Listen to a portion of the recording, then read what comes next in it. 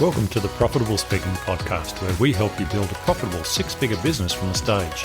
Here's your host, Mr. Web Marketing, Brad Hauck. Welcome to episode 11. In this episode, we're going to look at the 7 easiest things to make high profits from when you're on stage.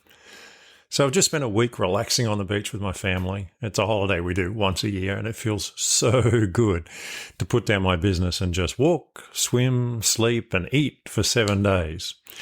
When you run your own business, walking away can seem impossible, but in my experience, not much goes wrong in a week. Taking a month off takes a lot more work, depending on what you have going on. There's a book I read called something like Taking 6 Months Off. It made a lot of sense because it talked about how building up to that much time by getting your business right and setting up the right systems and peoples in place was very important. But I digress. One of the great things about time off is it gives you time to gestate over new ideas and to think about opportunities. So today, I'm going to look at the 7 easiest things that you can make profits from when you're on stage, some of which I think you probably hadn't thought of, and some are more obvious. So let's get started. Number 1, you can sell a training course. These are so easy to do. Really, people stress too much about making training courses. It's not hard. You just got to keep it simple because just like when you go to a training course, it's easier when it's simple and easy to digest. So you can do them live, like in a room with people there, and you can sell that as a package. Or live online, of course, is very popular these days and allows you to reach a wider audience. Or you can have a recorded course and you can have cohorts. So you could put them through as any time they sign up, or you can sign people up as a group and run that course that time and say have cohort 1, 2, 3, 4, 5, whatever you want to do. So lots and lots of options available for you. Realistically, the only costs you have are the preparation time, your advertising and hosting for your website or for your course, and the streaming software, depending on how you like to do it. There's a range of different software for streaming or recording video, and these days it's very, very affordable. If you're going to do advertising to send to your course, I would recommend that you use an expert once you've got your sales copy written properly and converting. So maybe you run it first, you write a few ads, you do the landing page, that sort of thing, and then you give it to someone else to perfect the ads. If you're going to stream, there's so much software available. I mean, even without spending too much money, you've got Zoom, which is about $20 a month, or Facebook Live or LinkedIn Live. They're all free. You can just plug into them with a range of different software. You can host it on any one of dozens of platforms. So Thinkific is a favorite one for me, or Heights platform, or I'm using Systeme.io these days a lot for doing funnels, etc. And there is plenty of options available to you if you get on the appsumo.com mailing list. So there's often course software that comes through there. Now you might say, if I buy it from AppSumo, it won't be around long. That's not true. I actually bought Heights platform from there a couple of years ago, and many other pieces of software that are still going very, very strong. In fact, they use that as a step up to grow. So you can get some really good deals. But even if you used it for a few years and you wrote it off and went to a bigger platform when you're making more money, that's a great option. So doing a course, and what I recommend is you do it live twice. Then that's live online or live in person, and adjust the course, fix it up, see where the problems lie, see where people kind of look blank, pick up all those things that go wrong. Then record it and set it up on your hosting and add a payment gateway, etc. So do it through twice, get the idea, get the feel of it, adjust it, then record it and host it online so that you can automate the sales. So you're not delivering it every time. If you decide to go with cohorts and you're doing the one-on-one sort of, or one-on group, I should say, sort of stuff, then that's different. But all the same, have a think about having maybe 2 different versions, one that's live, one that's, just at your own pace. And finally, collecting the money. Stripe is really good. The money comes straight through into your bank account. PayPal obviously is very popular, but one of the problems you have with PayPal is that they hold on to the money, and they can hold on to a lot of money. I've known of people having many, many thousands of dollars being held by PayPal because they suddenly had released a course and they had an influx of orders, and they saw that as an anomaly to their normal day-to-day, and they held on to the money till they verified it. Whereas Stripe will take the money and put it through to your bank account. So that's training courses. Number 2 is running coaching. Now, coaching, there's so many options. You can do one-on-one or a group coach. My personal opinion is group coaching is better from a profitability perspective. If you can help, 10 people or 100 people that are all paying the same price at the same time, it's much more effective. And often the people work together outside of working with you, so that it becomes, a team sort of course, or team coaching, I suppose. But people working together, when they've got problems, they don't just come to you. They might talk to each other, or they'll bounce ideas off each other. So it actually works really, really well when you do it that way. People build bonds, and sometimes those bonds can last a lifetime outside of what you've done with them. If you're going to do coaching, make sure you're within a limited time frame, so 1 hour per week or 1 hour per month. It's that way everything is focused on that time. If you're going to do that, it does mean then, of course, you have to have a system. You have to have something written out, use a mind map or a flow chart, so that everything flows smoothly and you're effectively covering what you want to do. So don't try and wing it if you're doing coaching, unless you're working with someone where they come into your advice and you're giving them advice back. That's a different style of coaching, probably. I would always set guaranteed outcomes. So one main idea that this coaching is about, and then a series of little outcomes that they are going to achieve, guaranteed.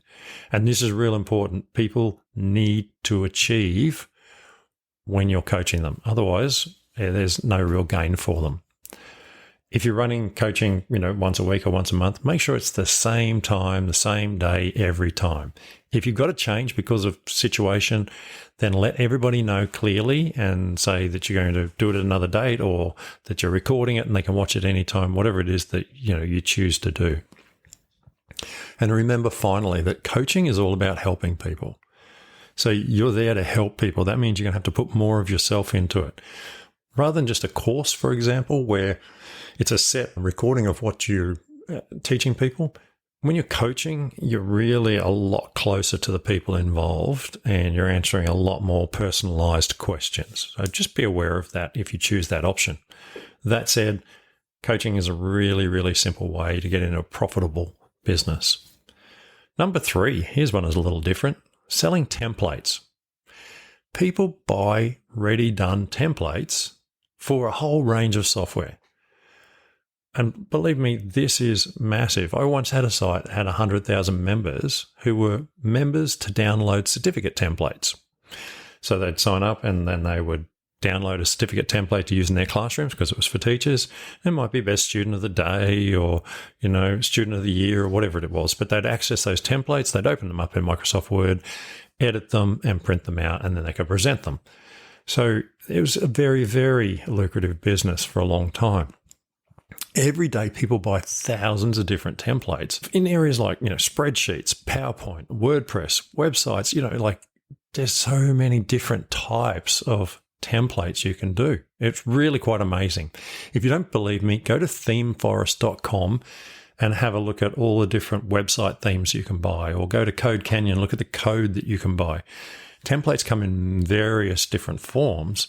It's really up to you. You might have an expertise in a particular area, and it might be, a sales copy letter, and people fill in the blanks. There's just endless possibilities here. It's massive business. Seriously, it's huge business. I just went on Etsy and had a look at some of the templates available through there, and it's phenomenal what's available through Etsy. I would design a set of templates to help your audience improve or succeed just by filling in the blanks. And this is the key thing.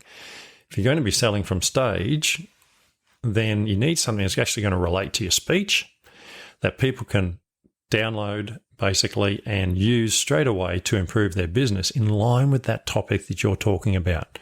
Now, that could be everything from, improving your daily habits through to building a better website. It doesn't really matter. In the end, it's, follow these steps, fill in the blanks sort of thinking. Set it up so the package is delivered electronically. You do not want to be sending this out physically. Okay, these are templates. People are used to computers. Deliver it electronically. A link via email to a Google Drive zip file that they can download. It really doesn't have to be fancy. It just has to be easy for you to deliver. One of the ones I'm seeing at the moment actually is really going off is Canva.com. So people are doing sets of Canva templates that you open up, and they're all like one Canva file consisting of, say, 50 pages, and each page is a separate template. Example, I bought one for podcast promotion recently, and it's all done for me. I've just got to fill in with my words. So brilliant. I use Canva all the time. It's fantastic. And as I said earlier, have a look at Etsy. So many different templates there that'll open up your eyes. Number 4, daily motivational videos, audios, or tips. Set up an autoresponder system, sends out a new tip to someone via email every day. You only need 365 of them, and then they just repeat. So you get it to go back to the beginning. If they're motivational things, people need motivation at certain times of the year. So you can even set them up so that they're based around holidays or different seasons, whatever it happens to be in relation to your business. You don't have to send out the audio or the video. Okay, they can be on YouTube or somewhere like that where you have them unlisted so no one can find them, and you just send a link to the video or audio. I find that text is quicker rather than having to record all these videos and link them all up. Typing out text is quick for people. They can read it quickly. It's easy for you to type. It's very simple. So, have a think about what would work for you and your audience. Remember, you can also pay someone to help write them for you, and then you can just record them or put the text in. It's really up to you how you do it. You can charge a monthly cost of, say, $10 to get these arrive. So that's $120 a year. It's a nice little package. And if you have it $10 a month ongoing, it's, a low cost. It's easy entry. You don't need to hard sell it. It's just $10. That's a couple of cups of coffee, or quite frankly, 1 cup of coffee it's getting towards. If you get 1,000 people buying, you're making $10K a month. Now, that's not bad money, $10,000 a month to get people onto just a daily tip. And I've seen it done many, many times. So don't think it's impossible. People love this stuff. We all like motivation around the topic that you're talking about. Number 5, set up your own school. Instead of selling one big course, sell lots of little ones. So you can target areas within the business area that you talk about and set up little tiny courses about each one of those. So each one is, teaches one thing and they achieve that thing. And then they can choose another one and they can do that one thing. So basically they can look at their business and think about where they're having problems now and pick the little course that fits. But because you sell it as a yearly membership, they get the whole package and they can access anything they want. The great thing about having a yearly membership is when you've got enough people buying, you can just keep adding videos and just keep growing it and growing it and growing it. You can use something like, Your Name Academy. So Brad's Academy or whatever it happens to be. Or you can use, a business style like the Business Made Easy. You don't need to be an educational institution to use the words like academy and school. Okay. If you were to register them in some countries, there is different things you've got to work around, but there's nothing stopping you buying a domain and just saying, oh, that's my business school over there. One thing is, if you do decide to go down this route and you try to formalize it a bit more, you can just say it's an unaccredited training. So that's the word that most people use to say it's not accredited as in like a proper university course or something like that. It's an unaccredited diploma that you provide. As the expert, this is the diploma you provide in your area. And look, there's so many of these, it's ridiculous. I see people walking around every day with unaccredited diplomas in many different topics, from life coaching to NLP to all sorts of things. They're not accredited. Some are, but many, many, many aren't. They're just unaccredited based on that person's system. So why not start your own school? Number 6, create an evaluation tool. So write your own evaluation tool that businesses can pay to access, or individuals can pay to access. For example, there's one called the Fascination Report, which I love. And you do the survey online, and then it gives you a report based on personalities and how people see you. So you can design one for your expertise that people can take to learn more about themselves or their business and how to improve it. Alternatively, you can resell with huge markups other people's tools for evaluations. For example, 24x7assessments.com.au. Now, Lindsay Adams does some amazing pricing on disc profiles if you use them. So you can buy a package of disc profiles, so 10 profiles, and you might pay, say, $99 each or whatever it is, and you can sell them for $200 or $300 each. So you can take them, the system does the report, people go there and do the questions, and you take the report and work with the people afterwards. But you can mark them up and you can make good profit on that. I know a business coach, for example, that charges $3,000 for someone to do a business evaluation and then sits down with them to go through their results. And I know business coaches that charge a lot more. So they give you the questionnaire, you answer the questionnaire, it gives them a report, then they sit down with you and they go through it and talk about your business. That's before they even sell you into business coaching or whatever it happens to be. So evaluation tools can be very, very profitable. So come up with your own questions and answers. Sit down and write a whole pile out. And then you can also write what the responses are to specific answers. So, for example, if the person chooses A, then, you write something along the lines of, well, A means that you need to do this, that, and the other to fix that part of your business. And if they put B, you say, well, if you did B, you need to do this. So you write up your answers and your answers as well to those answers. There's so many possibilities that you can add on once someone does a survey because you learn so much about them. Okay, if you write it about your topic, so if I wrote one that's about your digital business and what you're doing online, I could then look at that and see where your weak spots are or your strong parts are, where you need help, all those sorts of things. And I can create programs for all of those specifically for you or for your business. And you can do the same. So I really like evaluation tools. I think there's a lot of potential there. And number 7, last but not least, come back to recurring services. I've said it before, so I won't go into too much detail, but monthly charges for repeating services or products. And we see this everywhere. Bookkeeping, accounting, mowing, pool cleaning, digital marketing. There's so many areas already where you will happily every month pay recurring services without even thinking about it. Why don't you think about it for your business? It's just worth it to have those sales coming in every month and you supplying the services that people need, not want, need on an ongoing basis. You can have a big setup fee and then a maintenance charge if you like. So you might charge $1,000 to do something and then $100 every month, ongoing. It's up to you how you set it up. The one thing is it requires commitments from the person buying from you. So I recommend you need to probably sit down for 45 minutes with people and sell them directly. Talk to them, find out what their problems are, then recommend the package that's best for them.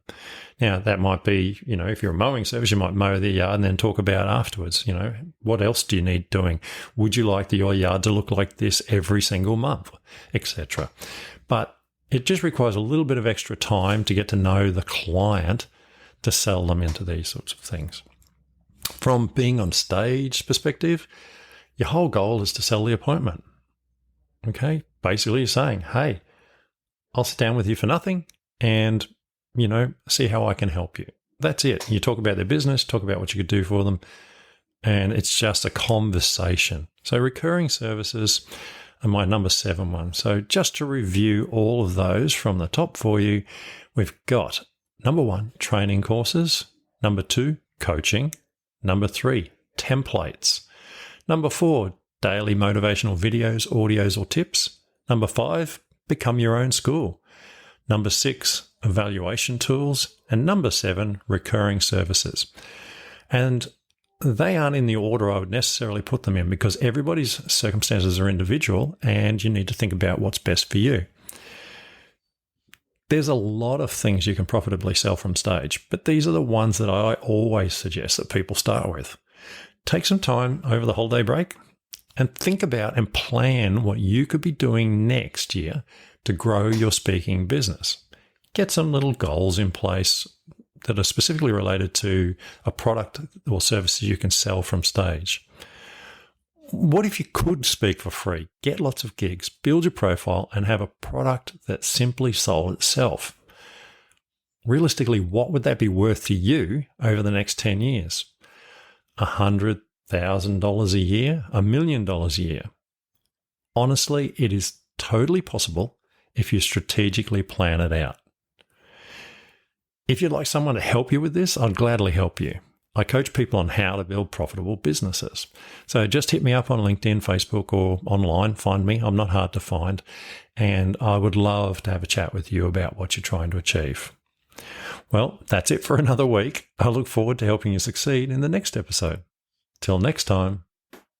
Thanks for listening to the Profitable Speaking Podcast. If you've enjoyed today's podcast, please help a friend and share it with them.